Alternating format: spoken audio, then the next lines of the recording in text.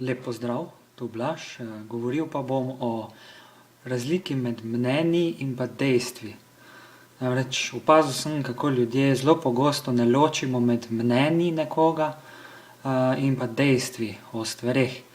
In še posebej, kadar se pogovarjamo z drugimi ljudmi, recimo avtomatično začnemo razlagati o nekih stvareh in o tem potem razlagamo tako, kot da govorimo o dejstvih. Čeprav nismo večino stvari recimo sploh sami preverili, ampak smo jih samo nekje slišali ali pa prebrali in podobno. Nismo pa jih sami preverili, da bi ugotovili, če to drži ali ne.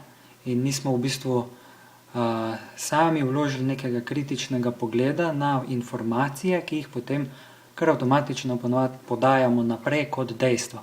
In recimo to je velik problem, zato ker na tak način širimo govorice o čemerkoli, o drugih ljudeh, o ne vem, čemerkoli že, ne.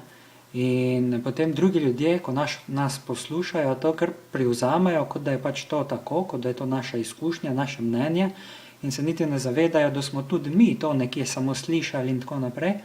In potem kar naenkrat recimo vsi, ne vem, kakor vejo, da je recimo neka oseba, ne vem, nasilna, ne. Pa je mogoče samo enkrat odreagirala tako v neki situaciji, drugače pa sploh ni, mirna oseba in tako naprej, ampak potem kar naenkrat vsi vejo, da je ta oseba nasilna, ne, vejo.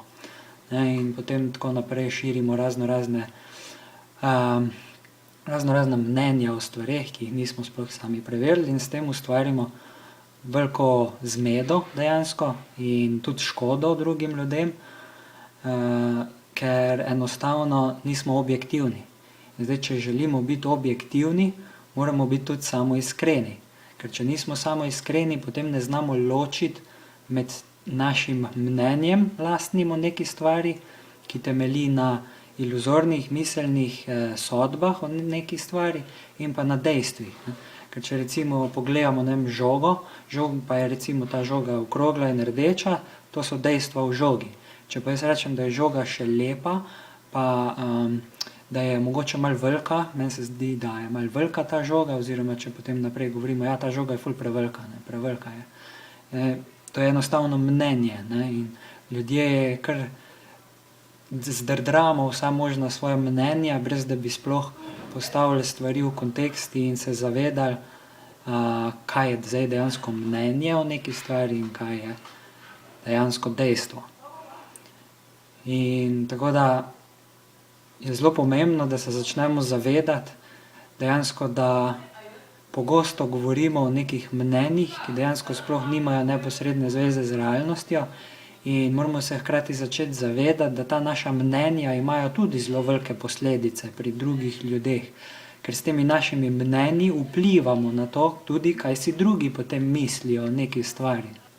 Torej, tudi kadar poslušamo druge ljudi, moramo biti zelo pozorni na to, kdaj nekdo govori o mnenjih in kdaj nekdo govori o dejstvih. In to seveda lahko presodimo samo, če smo samoiskreni. Da najprej odstranimo lastna svoja mnenja in čustvene reakcije pri tem, ko nekoga drugega poslušamo, in potem pozorno poslušamo, kaj ta človek govori. Ali govori iz lastnih izkušenj, ali govori mogoče samo o nečem, kar je slišal nekje, kar je prebral nekje, pa sploh ne ve, ne kdo je napisal, ne zakaj, ne nič kaj drugega, samo podaja neke informacije naprej, ki jih ni sam preveril in kritično ocenil. In tako da potem dejansko pridemo do tega sklepa, katera dejstva je nekdo navedel, kaj pa so bila samo mnenja. In potem dejansko, kar sem jaz ugotovil pri sebi, je najbolj učinkovito dejansko to, da vsa mnenja, ki jih nekdo pove, enostavno vzamemo kot mnenja in jih ne upoštevamo kot nekaj realnega, jih damo na stranski tir in dejansko obravnavamo samo dejstva, ki jih je nekdo sam preizkusil in o katerih sam nekdo nekaj ve. Vse ostalo je pa vprašljivo in moramo tudi mi sami preveriti, ali so tista mnenja resnična ali ne, mislim, imajo sploh kakšne veze z realnostjo ali ne, in ali so sploh temeljijo na dejstvih in ne. Ker če enostavno privzemamo, da so mnenja drugih avtomatično resnična samo zato, ker oni trdijo tako, ne, potem je pač to neprimerno, ker s tem naredimo več škode kot koristi in samemu sebi in tudi drugim, ko jim naprej razlagamo o takšnih raznih mnenjih.